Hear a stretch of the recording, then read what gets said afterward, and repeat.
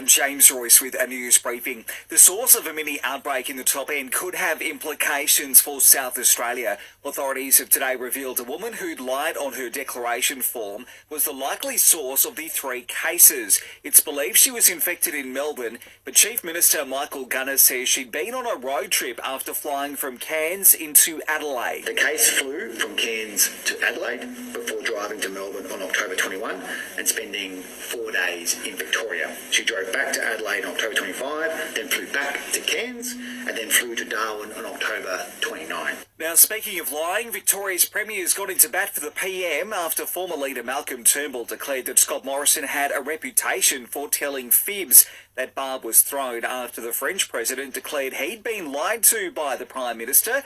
But while they don't often see eye to eye, Daniel Andrews says ScoMo has never fibbed to or misled him. No. Did you really expect me to... No, the answer is no.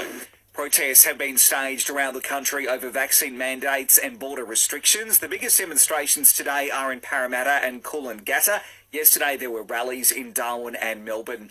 Investigators have spent the day west of Byron Bay where 2 twin 4-year-old sisters have died in an early morning fire that's believed to have been started by a candle. And in the west, police have had no luck in their search for a 57-year-old man who it's feared has fallen victim to a shark attack off Fremantle. Open your ears to a new world of audio, radio, podcasts, music and news. Catch Carrie and Tommy and much more on Listener. Download the new app and listen for free. Novak Djokovic will meet Daniil Medvedev in the final at the Paris Masters after coming from a set down to beat Hubert Hurkacz in the semi-finals. The result means the Serb breaks the Pete Sampras record of being world number 1 for 7 years. Very grateful, very blessed to be in this position, and what a way to achieve that, with a match that was so close, so intense.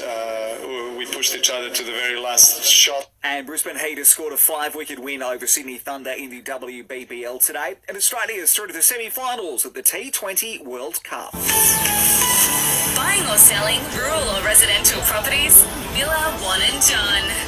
This is SAFM weather. Staying grey for the Limestone coast for the rest of Sunday. 5 the low tonight. Cloudy again tomorrow with a top of 18. And then a couple of showers around on Tuesday, 6 to 18. For radio, podcast, music and news, download the free Listener app.